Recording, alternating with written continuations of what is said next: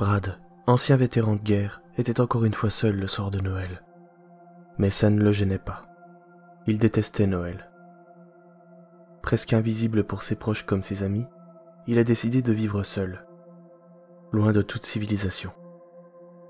Son chalet était situé en haut d'une colline, bien loin de tout brouhaha qu'une personne venant de la ville pourrait entendre. Ses proches l'ignoraient. Ses anciens amis n'avaient pas donné de nouvelles depuis des années. D'ailleurs, âgé de 75 ans, il savait qu'une bonne partie d'entre eux était sûrement déjà morte à l'heure qu'il est. C'est d'ailleurs pour cela qu'il ne s'attendait pas à recevoir un appel ce soir-là. De quoi? Il marche encore ce foutu téléphone? Assis sur le canapé devant la télé, Brad posa son cigare dans le cendrier, puis tourna sa tête en direction du téléphone avec un air de mécontentement. Pensant à une erreur, il reprit son cigare et regarda à nouveau son téléviseur, faisant mine de ne pas entendre le téléphone. Putain, mais c'est pas vrai! Il se leva et marcha en direction du téléphone posé à côté du micro-ondes.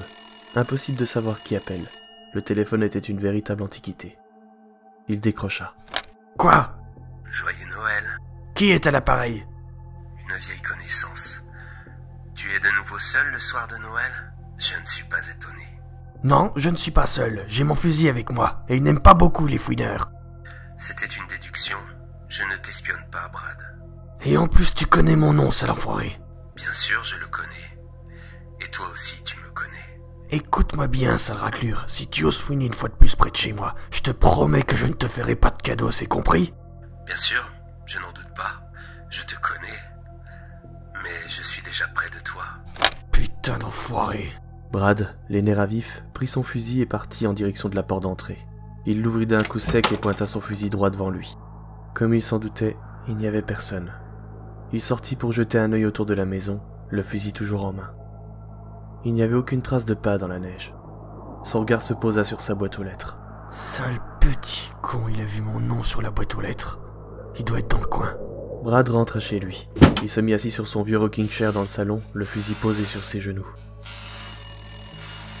Tu veux voir, salopard? Il posa son fusil à côté du rocking chair, se leva, puis se dirigea vers le téléphone. En regardant furtivement par la fenêtre à proximité du téléphone, il décrocha. Je te préviens, gamin, si tu fouines encore autour de la maison, je te plombe, tu as compris? Je n'ai pas besoin d'être près de toi pour savoir tout sur toi. Tu as bien intérêt à ne pas être près de moi. Je sais que tu as vu mon nom sur la boîte aux lettres. Tu n'as rien d'autre à foutre que d'emmerder les gens le soir de Noël? Brad, tu as toi-même constaté qu'il y avait de traces de pas nulle part près de chez toi. Et ce, malgré l'épaisseur de la neige, n'est-ce pas? Peut-être, mais c'est une propriété privée ici. Je suis un vétéran de guerre, j'ai servi mon pays. Et je n'ai pas besoin que des gens viennent fouiner dans ma vie, compris? Menteur. Menteur, c'est la vérité, sale mioche. Jamais tu ne sauras ce que c'est, toi, de partir en guerre. Peut-être pas, oui. Mais je sais que tu es un menteur. Tu es bien parti 10 années. Mais ce n'est sûrement pas dans un camp militaire. Tu as été... Ferme-la! Brad raccrocha tellement brusquement qu'il faillit écraser le combiné contre la table. Les poings serrés, il fila en direction de la cuisine, se servit un verre de scotch et en but tout le contenu d'un trait. Je vais l'étrangler, ce môme, je vais l'étrangler! Si je te trouve, je te tue! Tu as parlé de m'étrangler? C'est que tu te souviens de moi, non? Me faire chier le soir de Noël, je suis déjà seul et il faut encore qu'il y ait des emmerdeurs! C'est toi qui souhaites faire Noël seul, Brad. Alors, tu te souviens de moi? Non! Espèce de foutu salopard, sors de ma vie!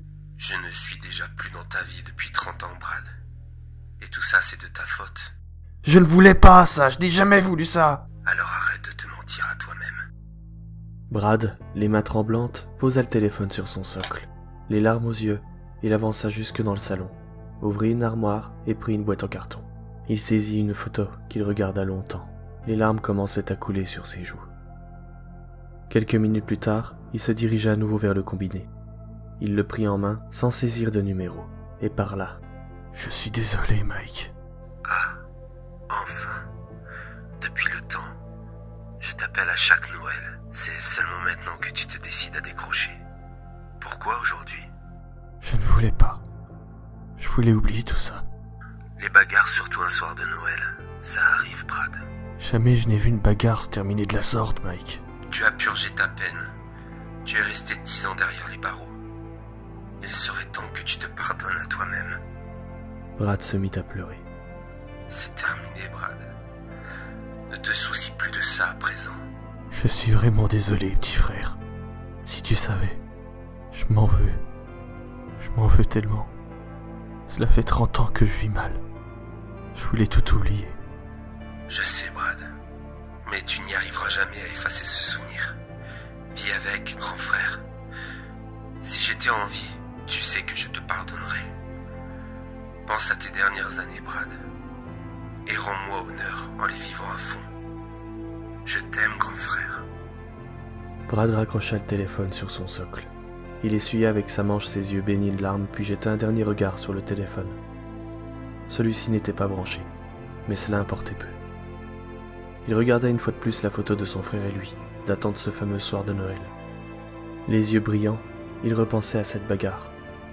Jamais il n'arriverait à supprimer ce souvenir, il le savait. Il se promit alors de ne plus jamais mettre ses mauvais souvenirs de côté, ni même de les camoufler. Après tout, il faut savoir se pardonner à soi-même et vivre avec ses vieux démons.